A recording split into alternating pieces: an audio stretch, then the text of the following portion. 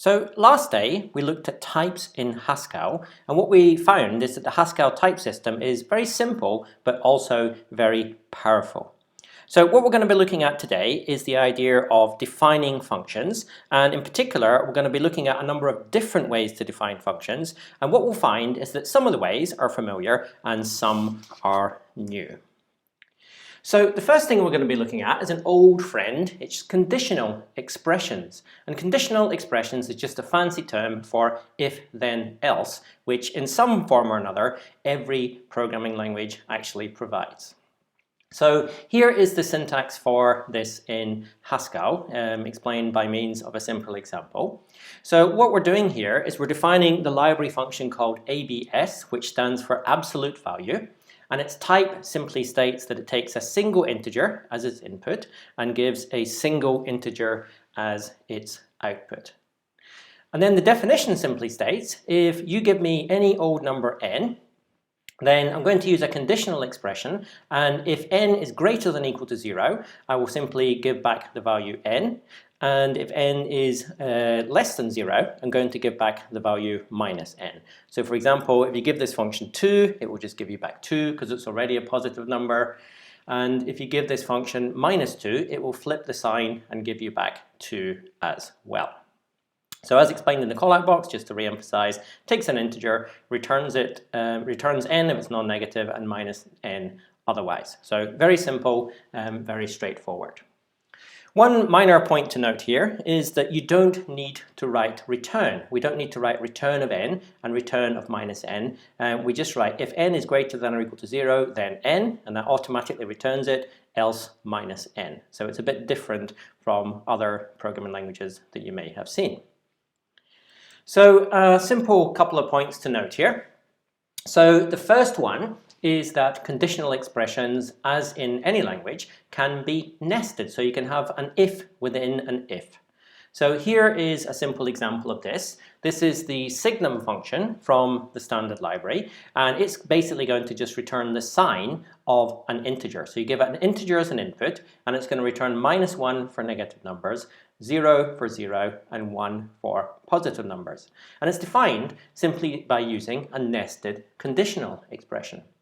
So the definition says signum of n is if n is less than 0, then we give back -1, else we go into this nested if, so that's an inner if, and if n equals 0, and again remember that the equality operator in Haskell is a double equal sign. We use a single equal for defining functions.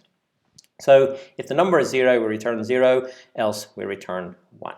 So just a very simple example of a nested conditional. And a small point to note here, in Haskell, conditional expressions must always have an else branch. So when you write an if, you must have a then branch, and you must always have an else branch. Some languages allow you to not have the else part, but Haskell doesn't, and this avoids any ambiguity problems with nested conditionals. And this is what's known in computer science as the so-called dangling else problem. So if you'd like to find out a bit more about this, if you just Google dangling else, you'll find a nice Wikipedia page which explains what's going on there. But Haskell avoids this problem. When you have an if statement, you always must have the two branches. So the next thing we're going to look at is an alternative way of writing down functions that depend on different conditions. And this is called so-called guarded equations. So here, for example, is how we could define the absolute value function in an equivalent but alternative way using guarded equations. So the definition says the absolute value of a value n such that, so we read the vertical bar as such that the value is greater than or equal to 0 is simply n, and otherwise we get back the result minus n. Okay, so it's the same kind of idea as conditional expressions or if then else's, except we write the conditions in a different place. We write them on the left hand side of the equal, and this is kind of similar to what you might write down definitions like down definitions in mathematics. So the callout box says it's the same definition but simply using guarded equations instead. The main benefit of guarded equations is when you have multiple conditions or multiple guards as they're called, it can make your definitions easier to read because you don't need nested if-then-elses, which can look quite gory. You just simply have a sequence of conditions, one after the other. So here is the signum function, which we just defined, but redefined using guards. So previously, we defined it using a nested if-then-else, which is simple, but it doesn't look that nice. Whereas this definition, I think, is much clearer and much easier to read. So it simply says the signum of a number n such that, and then we have three guards on the left-hand side. If n is less than 0, we get -1. If it's equal 0, we get 0. And otherwise, we simply get 1. And a simple note down the bottom here, the catch-all condition otherwise, it's not a special thing in Haskell, it's just defined simply to be true. And the way that these guards work is you just test them, or the system tests them one at a time, and the first one of them that evaluates to true is then going to be the equation which applies. So if we look at the first guard such that n is less than 0, if that guard happens to be true, then we simply give back the result -1. So when we get down to the otherwise case, that's always true, because otherwise is defined simply to be true, so that's the kind of catch-all condition at the bottom. So the next thing we're going to look at now is pattern matching, and this is one of these features which is now starting to work its way into many other programming languages, but actually started out live in languages like Haskell, and it's a very simple idea. So the idea is that many functions have a particularly clear definition by just simply matching on their arguments. So here's a simple example of this. Here I'm defining the not function, which takes a single boolean as input and gives a single boolean as output. And what the not function does is it simply flips false to true and true to false. So we just write this down. We say not of false is true and not of true is false. So the false and true on the left-hand side of the definitions here are patterns which the argument or input will be matched against. So when you apply the not function, it says, does it match false? If so, we get back true. Does it match true? And if so, we get back false. Okay, so nice, easy two-line definition. And you can think, well, if I didn't have pattern matching, how would I have to define this? Well, you'd probably use a conditional or guards. So you could say something like not B equals if B, then false, else true. And I would much rather just write it down using pattern matching here, where we just have two simple equations and it's very, very clear what's going on.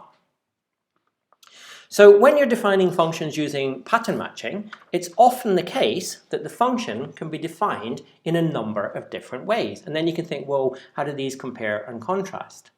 So for a simple example of this, here's one way of defining the logical AND operator in Haskell. So the logical AND operator is a double ampersand, and it's an infix operator.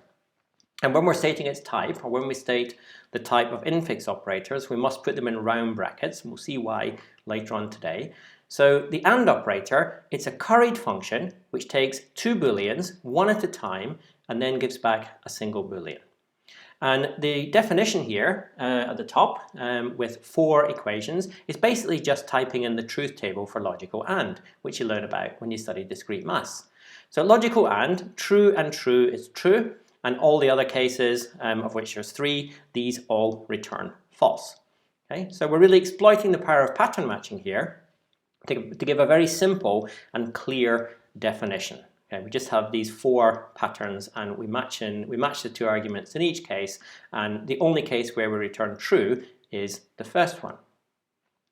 So that observation lets us actually define this function more compactly, and that's what we see at the bottom of the slide here. Here's an alternative but equivalent way to define the logical AND operator. So I could just have 2 equations now. I could just say true and true is true. That's the important case. And then the other case is anything and anything else equals false. So the last equation on the slide here with the wildcard pattern, which is the underscore symbol in Haskell, which matches anything, that's the kind of catch-all case, which is kind of encoding the last 3 equations above. So true and true is true, anything and anything else is false. So I would prefer to write down the bottom definition because it's more concise. However, this is not actually how the AND operator is defined in Haskell. If you look in the standard library, which I've made freely available to you on the web page for the module, it's defined using these two equations here. And this definition is potentially more efficient under the lazy evaluation mechanism which Haskell uses. And we'll be learning more about lazy evaluation later on in the course. But the basic idea here is it may be more efficient because it avoids evaluating the second argument if the first argument is false. So actually we can be a bit more precise about what's going on here. Let's look at the two equations one by one and think, what do these mean in terms of kind of how things are actually evaluated? Well, what the first equation says is true and any old value b is simply going to be the value b. Okay, so what does this actually mean? Well, it means if the first value is true, we're simply going to copy the second. And actually, in a lazy language like Haskell, that copying does not necessarily imply that evaluation of b is forced. So we've already got a potential efficiency gain here. So this first equation is really capturing the idea that true and true is true, and true and false is false. And the second equation says if you have false and anything else, then you don't actually care what the anything else is, because in that case, you're always going to return false. So if the first argument is false, you simply return false, and actually under lazy evaluation, you don't need to evaluate the second argument at all. Okay, so this is some kind of simple operational reasoning about how this definition actually works in practice. And again, it relies on lazy evaluation to have this potential efficiency gain, and we'll see more about laziness later on in the course. So just to kind of re-emphasize again, just a little note at the bottom here, the underscore symbol is a so-called wildcard pattern that matches any argument value. And anytime you write an underscore, it matches anything, and if there's multiple underscores, they can match different things, just like in the definition at the bottom of the slide here. So a couple more points to note about pattern matching. So the first one is that patterns are matched in order from top to bottom. So for example, in mathematics, this might be a perfectly reasonable definition for the logical AND operator, because you don't tend to think about the equations having an ordering. We say anything and anything is false, and true is true. In Haskell, this is not a reasonable definition for the logical AND operator, because this will always return false. And it returns false because we try the equations, or we try the patterns in top to bottom order. So the equation true and true will never actually get reached here, because any old two arguments will satisfy the top equation, so we will always get back false. So when you're defining functions using pattern matching, just be careful to remember that the order in which the equations are written actually matters. And the second point is just a little technical one. Patterns may not repeat variables. So the bottom blue box is a kind of mathematically completely reasonable definition for logical AND. It says B and B is B. So that would be abbreviating false and false is false, and true is true. And those are both valid equations for AND. And then the second one says anything else, and anything else is simply false. So this is a perfectly reasonable and a mathematical definition for logical AND, but you're not allowed to repeat variables in Haskell, so on the left-hand side. So this one is not acceptable. It would give you an error back. So what we're going to move on to now is something which we'll be using every single day of this course many, many times. And it's the idea of so-called list patterns. And the idea is that internally, or the basis of the idea, is that internally every non-empty list is constructed by repeated use of a basic operator. And the basic operator is colon, which we pronounce as cons. And it's cons because it constructs a list by adding one new element onto the start of a list. So we saw this operator right back at the start of the course when we were thinking about the quicksort example. If you take a value like 1 and you colon it onto the list 2, 3, 4, then you would get the list 1, 2, 3, 4. And the point of the slide here is that internally every non-empty list is actually just constructed by repeated use of this operator. So when we write in the blue box here the list 1, 2, 3, 4, That's not actually how the Haskell system represents it. It represents it in a more primitive way by starting with the empty list and then putting values on the front of the list one at a time using the colon operator. So we put the 4 on, then the 3, then the 2, and then the 1. So whereas we like to write lists as in the blue box here, internally they're always built up in this more primitive fashion by repeated use of the cons operator. And the interesting thing about the cons operator, the colon, is that it's not just used for building or constructing lists, you can also use it to take lists apart. And this is the idea of list patterns. So I've illustrated this with a couple of examples again from the Haskell standard library. So we've got two functions here, head and tail, which operate on lists. So the type of head says it takes a list of things of type A, it's a polymorphic function, and it gives back a single thing of type A. And the definition says, if we apply the head function to a non-empty list whose first element is called X and whose remaining list we don't care about, so I put a wildcard pattern in here, then we simply give back X.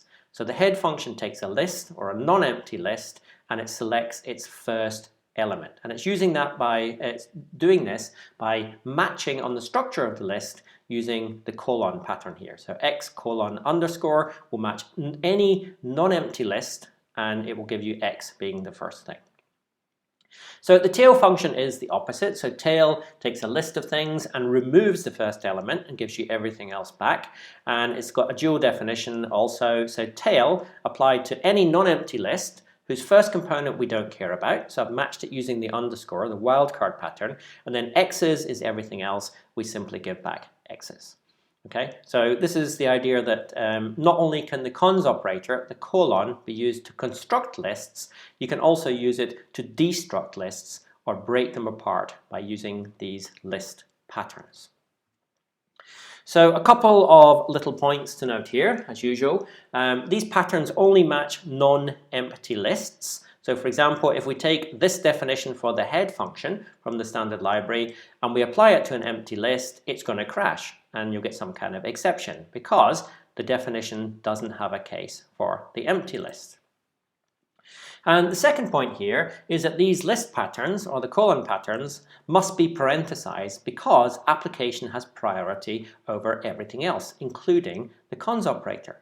So for example, and this is a very common gotcha when you first start learning Haskell programming, if I forgot to put brackets around the colon in the definition at the bottom of the slide, this would give an error.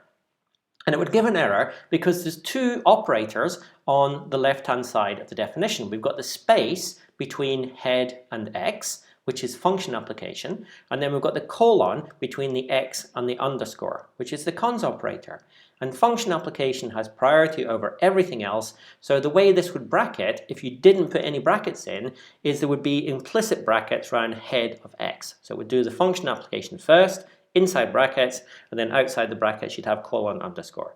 And that's just completely meaningless, so Haskell would actually give you back an error in this case. So what we're going to move on to now is the idea of lambda expressions. And again, this is one of these things that originated in functional languages like Haskell, but actually many, if not most, languages have now got some form of lambda expressions in them. And the idea is a very simple one. So normally, when you define a function, you need to do three things. You give a name to the function, like f, you give a name to the parameter, like x, and then you specify how do you calculate the result in terms of it. So you might say x plus x. Lambda expressions give you an alternative way of defining functions, but with one part missing. And the part which is missing is you don't need to give the function a name. So in the blue box here, this is how you define a simple function without giving it a name as a lambda expression. So I've written the lambda symbol, and then an x, and then an arrow, and then x plus x. So we've given the argument or parameter a name, we've called that x, and we've explained how to calculate the result in terms of that parameter. We have x plus x, but note that there is no name for the function here. This is a nameless function. It takes in a number x and it returns the result x plus x. And you can use these nameless functions just in precisely the same way as any other function.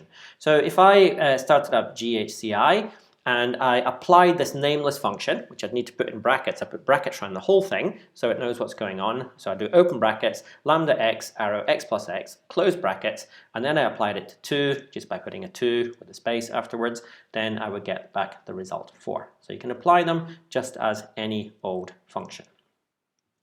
So a few points to note. So I'm going to typically use the mathematical symbol lambda, which is the Greek letter lambda. But if you want to actually type this into the keyboard, it's just a backslash, but it doesn't look so nice on the slides. And really the backslash is just an approximation for the Greek letter lambda. So I'll tend to use the lambda on the slides.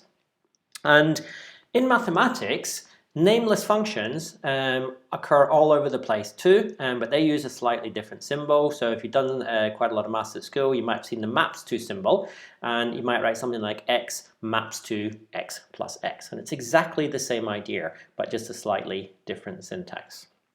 And in Haskell, the use of the lambda symbol for nameless functions, not surprisingly, comes from the lambda calculus, which is the simple but powerful mathematical theory of functions on which Haskell is based. And again, just a little advert here. If you're interested to find out a little bit about the lambda calculus and its history and what it's good for, I have a 10-minute computer file video on this, which you can find by just doing the obvious search. So why are lambdas useful? Why does basically every programming language have them these days? Well, there's going to be lots of answers to this, which we'll see in this course. But one immediate answer is lambda expressions can be used to give a formal meaning to functions defined using currying. So when we introduced the idea of currying last day, I said I'll give you an alternative way to understand it. So this is the alternative way. We're going to understand them using lambda expressions. So the top blue box is an example which we had last time around. So we were defining a function called add, and it took 2 integers one at a time and then gave back a single integer. So it's a curried function. It doesn't take the 2 parameters at the same time as a pair. It takes them one at a time as 2 separate integers. And then the actual definition, we just say add xy equals x plus y. And again, the arguments come one at a time. We don't need to put any brackets around them or anything like that. So that's the idea of a curried function. What's really going on with this, though, can be explained in a very nice way using lambda expressions. So if we look at the blue box at the bottom, the type is a bit different from above, and I've also changed the definition as well to make it kind of more clear what's going on. So let's look at the type first of all. So in the bottom box, we're saying add is a function which takes an integer as its parameter. And that's the first number that we're wanting to add. And then what we get back then is a function. And what that function is going to do is take the second parameter, and then we're going to get back the result. So remember last day when we introduced the idea of curried functions, we said it's an alternative way to define functions that take multiple arguments, and it's by the trick of returning functions as results. So here we see explicitly, we put the brackets in, the curried function is actually taking a single integer as its input and giving back a function as its output. And then what I've done in the bottom line here is actually shown you how you can redefine the addition function in an alternative but equivalent way as a lambda expression. And this is actually what the GHC system itself does. When you write what's in the top box, it will actually translate it into the bottom box before it starts to actually compile it. So this is kind of what's going on behind the scenes, but it also gives you a really nice way to understand what's going on with curried functions. So the bottom line says add is a function which takes an input called x. So we've got lambda x, and then we get an arrow, and then we get the result. And the result is itself a function, lambda y, which is expecting the second parameter y, and then is going to give back the result x plus y. And the nice thing about the bottom box is that the type of the function and the definition now correspond very precisely. So the type says we take an integer and return a function. And the definition says we take an integer x and we return a function. And that function takes an integer to an integer, and it's defined by simply taking the second parameter y and giving back the result x, y. So for me, this is one of the most compelling applications of lambdas. You can use it to understand what's really going on with curried functions. And just another little advert here. There's also a computer file video on curried functions. It's a short one as well. So if you'd like to find out a little bit more about currying, and it actually uses the same kind of examples I'm using here, just you can Google for that as well.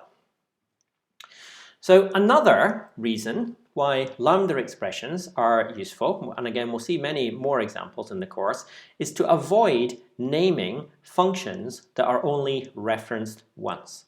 So let's have a little example to illustrate what's going on here. So what I've defined here in the top blue box is a little function called odds, and it's going to take a number and it's going to build you a list of the first n odd numbers. Okay, so if you give it 3, it will build you the first 3 odd numbers, 1, 3, and 5.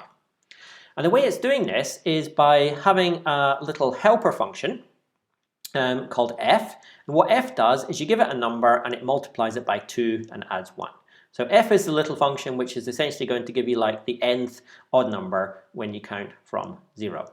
Okay, and then what I'm doing with the f function is I'm mapping it across a list. And what map does is it's a curried function. It takes a function, in this case f, and it takes a list and it just applies the function all the way across the list. Okay, so in this case we're applying this little function which doubles the number and then adds 1. We're applying it all the way across the list from 0 up to n minus 1, and that will build me the list of the first n odd numbers. And notice here, I only reference this function once. I just use it once in the definition. There's not f appearing twice or 3 times or something like that. And it was also, I didn't really know what to call this function. I mean, I could have called it doubling plus 1 or odds helper or something like that. I didn't really know what to call it, so I just called it a kind of anonymous name, f.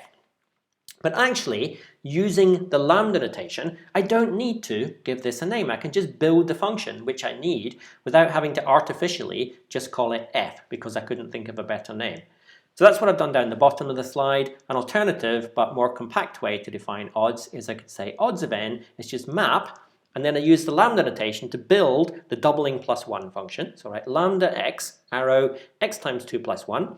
So that's the doubling plus 1 function, and then I just apply it to that list. So I prefer defining it like this because I didn't need to artificially give a name to a function which I didn't really know what to name. So that's another application of lambda expressions. So the last thing I'm going to look at today is the idea of operator sections. And this actually turns out to be opposite or dual to the back quote notation which we've seen a few times ago. So what the back quote notation in Haskell lets you do is take a normal curried function with 2 parameters, for example the integer div function, just div. So div takes 2 integers and divides one by the other, and gives you the integer divisor.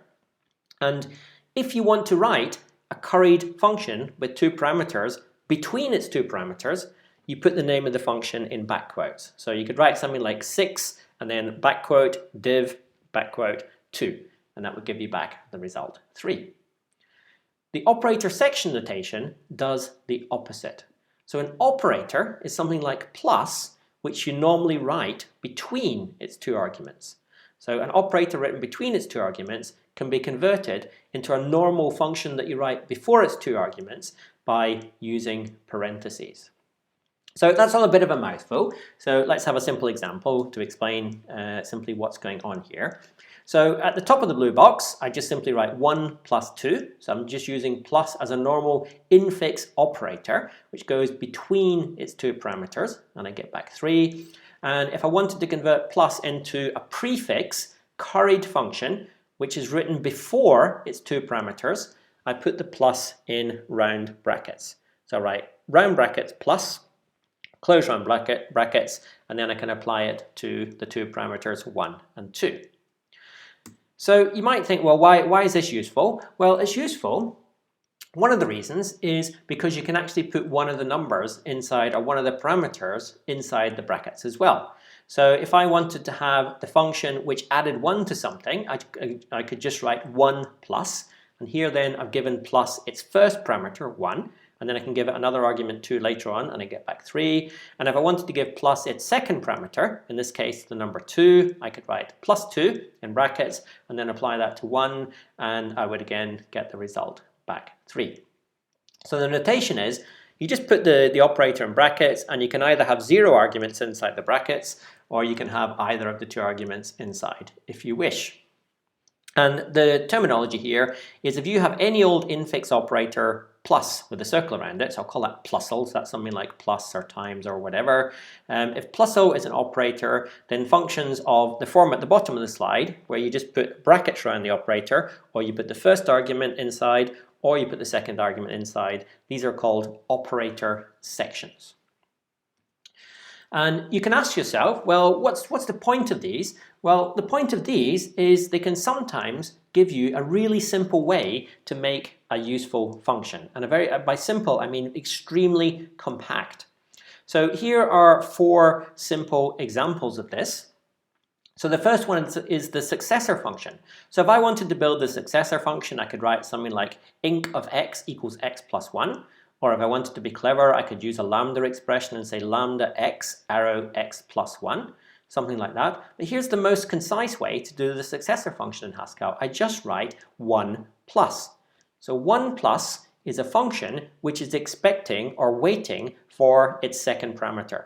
So you give it a number like 3, and then it will do 1 plus 3, and you get back 4.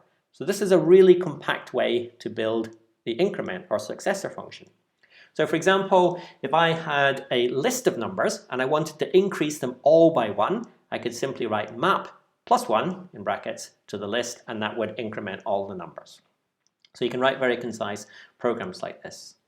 So let's quickly look at the other examples. So 1 divided by, that's the reciprocation function that does 1 over a number, times 2 doubles a number, and over 2 is a halving function. So you can see you can make interesting little functions very, very concisely. And we'll do this quite a lot and from time to time in the course. So as usual, the lecture ends with some simple exercises. So let me talk you through these quickly. So the first exercise here is an example of defining a function in a number of different but equivalent ways, and then thinking which one do you prefer. So what you've got to do is define a function called safeTail that behaves in the same way as the library function tail, except that safeTail maps the empty list to the empty list, whereas the tail function gives an error. So remember, what the tail function does in Haskell is you give it a list, like 1, 2, 3, 4, and it chops off the first value, throws it away, so it would remove the 1, and then you get back 2, 3, 4. And the default definition in Haskell doesn't have a case for the empty list, it only works for non-empty lists. So we're trying to make a safe version here, which simply decides, well, if you give it a list with nothing in it, I'm not going to crash, I will give an empty list. So the exercise here is to define this function in 3 different ways. First of all, using a conditional expression, that's if then else, then using guarded equations, and finally using pattern matching. And I've given you a little hint down at the bottom here. There is a helpful library function called null. It's a polymorphic function, takes a list of things, and it gives you back true or false depending on whether the list is empty or not. So you may like to use the null function in your definitions. The second exercise is to do the same as we did for the logical AND operator, but this time for logical OR. So what I'd like you to do is give 3 possible definitions for logical OR using pattern matching. And remember, what logical OR does is it only gives back true if either or both of its 2 parameters are true. So try to figure out 3 possible definitions for logical OR. So the third exercise here is I've given you one of the definitions for AND, which we had in the lecture today, and I'm asking you to kind of translate it down to use if then else rather than patterns. And actually this is kind of what the Haskell compiler itself will do. There's something inside GHC called a pattern matching compiler, and it will translate pattern matching down to simpler constructs like if then else, for example, in this case. So you would be playing the role of the pattern matching compiler here. Try and translate the definition in exercise 3 down to simple conditionals rather than using patterns. And then, just a hint on number 3, you're probably going to need 2 nested conditionals. So an if statement within, or an if expression within an if expression. And then exercise 4 is do the same with the version at the bottom of the slide as well. And if you do it correctly, you'll find, I think in this one, that you only need a single if then else, whereas you actually need 2 if then else's above. So as usual, if you're watching this video in your own time, you may want to pause it. But what I'm going to do now is move over to my iPad and show you how to solve some of these exercises.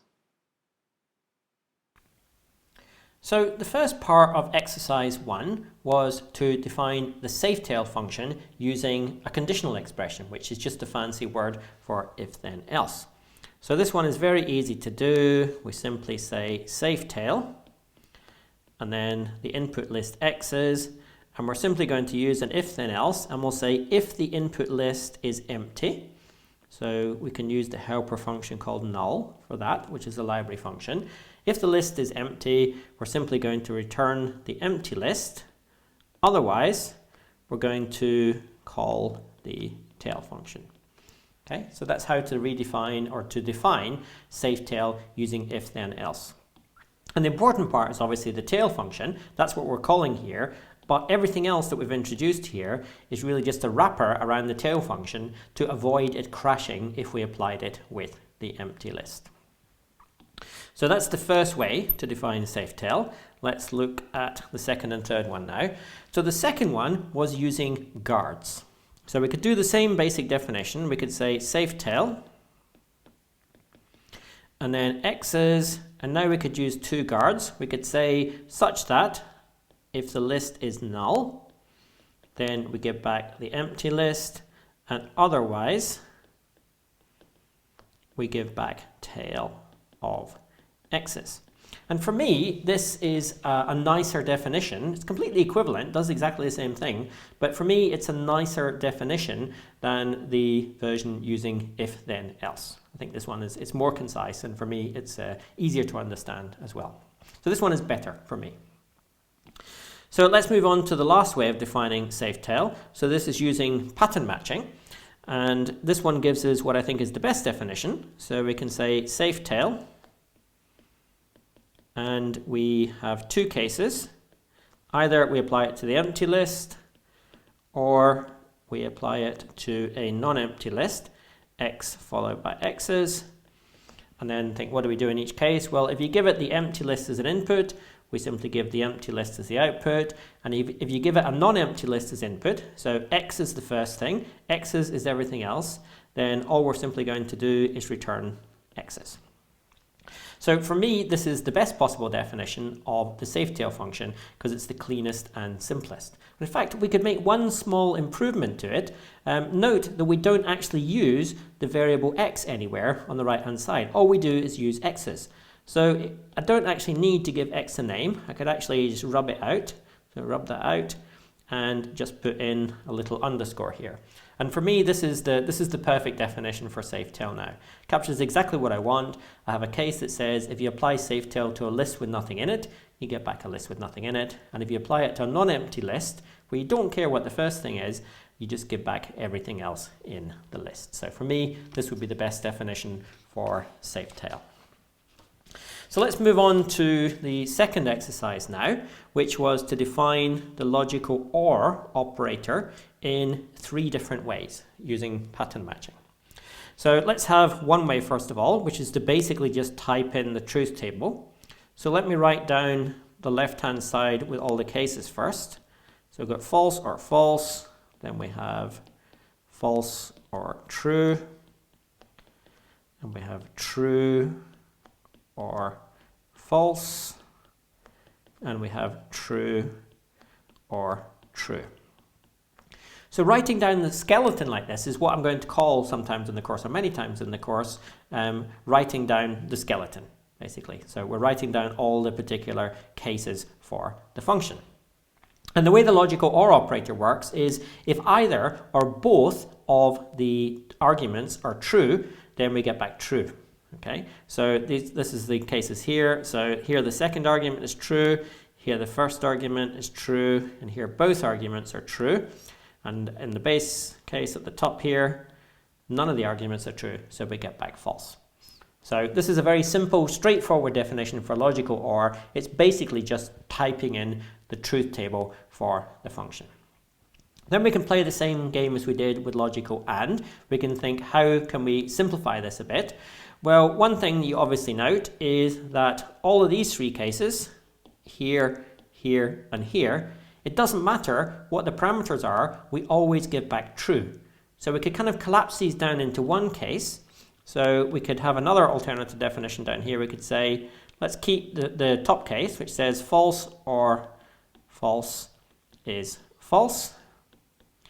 And then we're going to coalesce all the remaining cases into one case that says anything or anything else is going to be true. Okay, so it's the same kind of thing as we did with logical AND. We've taken all of these cases here and says, well, it doesn't matter what the parameter is, we always give back true. So we just abbreviate that by using the wildcard pattern. Okay, so that's a more concise definition. It's not actually how it's defined in the standard library. So there's another way, and this is the third way of doing it, which is very similar to how we did it for logical AND. So let me write this one down. So let's see this. Let me write down the skeleton first, then we'll figure out what to write on the right hand side. So what I'm doing here is I'm pattern matching on the first parameter, which is either going to be false or true. So let's have a look at the top case. If I've got false and then anything else, I can think, well, what's the right thing to do? Well, up here, if I've got false, I've got these two cases, and what I see is whatever then is the second parameter, I'm just copying it across. So if the first parameter is false and the second parameter is false, I get false, and if the first parameter is false and the second parameter is true, I get true. So what this tells me then is I could abbreviate that by simply writing, if I have false or B, that's the same thing as B. So the first two equations are abbreviated like that. And it's the same kind of thing with the last two equations. Here I've got true in the first case. And what I see is it doesn't matter what I give as the second parameter then. I'm always going to get back the result true. So I can abbreviate that down here as well. I can simply write, if I have true or anything, I'm simply going to give back true. Okay, so these two equations, this is how logical OR is actually defined in the standard library. And again, under lazy evaluation, which we'll see in more detail later on in the course, this could potentially be more efficient. And again, we'll come back to this kind of thing later on. So we've done exercises 1 and 2 now. I'm going to leave 3 and 4 as a little puzzle for yourselves to try and solve. I don't want to kind of just show you how to do absolutely everything. I want to leave a few challenges for you. So you might like to have a go at 3 and 4 in your own time. But otherwise, that's it for today, and I will see you again next time.